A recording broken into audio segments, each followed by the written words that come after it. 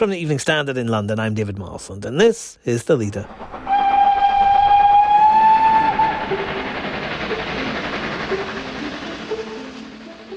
There's something quite old-fashioned about the government's grand shake-up of the trains. All those private companies on the tracks will still exist, but they'll be operating under a new public body which will set most fares and timetables, sell the tickets, manage the infrastructure and hand out the contracts.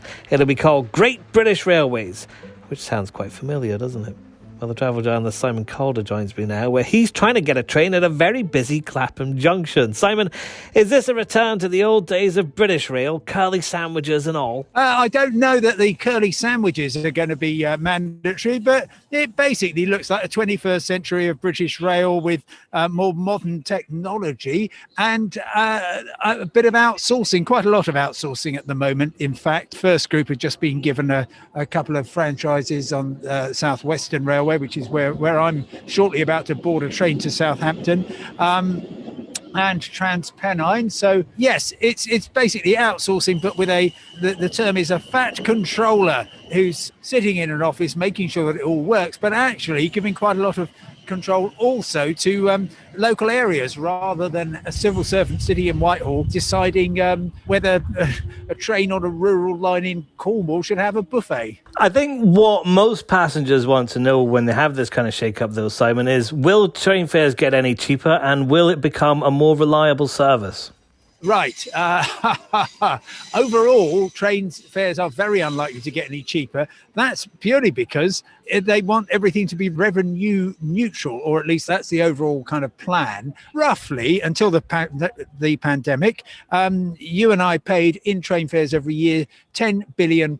That's roughly sort of 2/3, maybe 75% in a good year of the actual cost of running the railway. And the government certainly doesn't want the contribution to be any less than that. At the moment, of course, passenger numbers have collapsed, still below 40%. Road use has gone back to 100% of pre-pandemic levels. And the taxpayers are currently spending £1 million an hour running largely empty trains. So the idea is you make tickets smarter. Partly you do that through technology so that you have lots of pay-as-you-go cards, and just as travellers in London are used to the idea that you can use your contactless card and the system will work out the best deal for you, that's going to be expanded. But what the government has absolutely stopped short of is doing what everybody in the railway industry and probably many passengers would say, which is let's just have a simple system. Why don't you just have a kind of single leg pricing, bit like the low cost airlines? You know, I want to go personally now from Clapham Junction to Southampton, but I haven't bought a ticket from Clapham Junction to Southampton, of course, because it's far cheaper and perfectly legal for me to buy one from Brighton.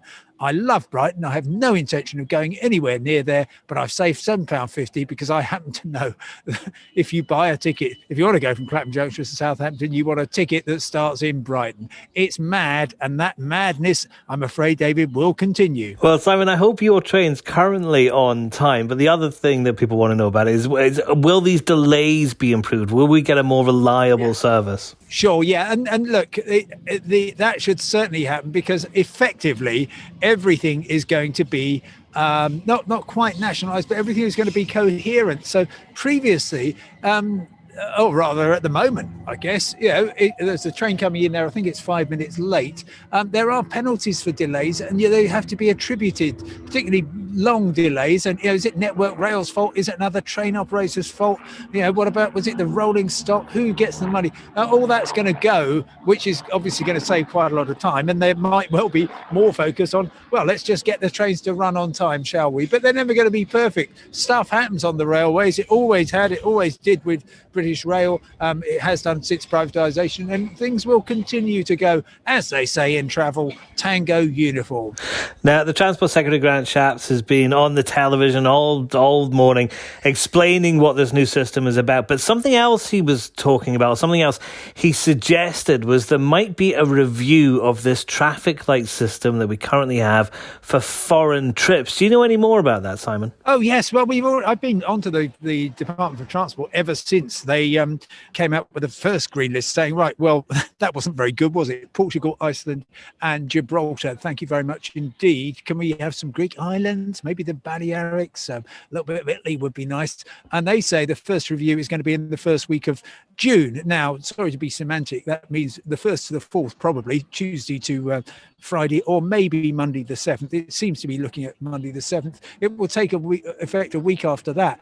But what everybody in the travel industry and millions of people with holidays booked, I calculate 5 million of them, what they want to know is, well, am I going to be able to go to the Greek islands? Can I go to Croatia? What about America? That's what they want to know. He's kept his cards very close to his chest today in his media round. But certainly I do know that there are a lot of ministers who are really against any expansion to include the more popular European destinations. It appears only just to have occurred to the government that when I go to Portugal, which I was delighted to do, I'm going to be not just mixing with lovely, well-vaccinated, low-infection Portuguese, but people from France, from Spain, from Scandinavia, from Germany, from all over the place, and therefore it might not be a great thing for lots of us to go on holiday. But I think the direction of travel is still very much towards having people getting on expanding the green list, going from amber to green, and then maybe from red to amber, particularly Turkey. I'm just getting onto a ludicrously overcrowded train here. It's running slightly late. There's luggage everywhere. Hello. Coach 3, thank you so much. For you to give you a bit more. Oh dear, okay, thank you very much. I'm just being set down here. Thank you. Oh dear, sorry about this. This is very, very exciting. Coach 3, I think we are. Okay, right, that was very nice of her. Sorry about the excitement here. Very nice. That lady said there'd be more room.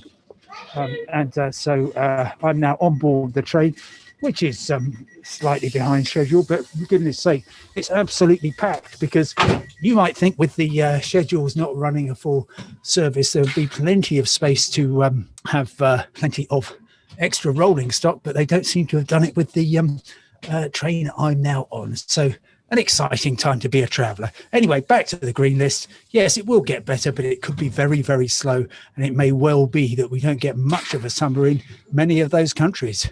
Some old-fashioned live reporting there from Simon Calder. I like that. Simon, you have a new podcast as well. You're going to be advising people on the latest travel news, don't you? Well, the idea is, David, that, of course, travel has become incredibly complicated. There's more news happening in a typical day in travel, I find, than used to happening in a whole month. And to help people keep on track, I'm just covering the top 3 travel stories of the day. It will take up no more than 10 minutes of your time, and it's free to subscribe. Simon Calder's Green List. I'm not sure how long the name will stay, but I'll keep going as long as there's a need for it.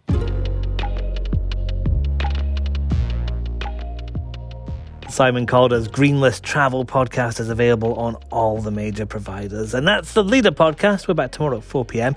Hit your follow button and never miss out on our news, analysis, interviews and features.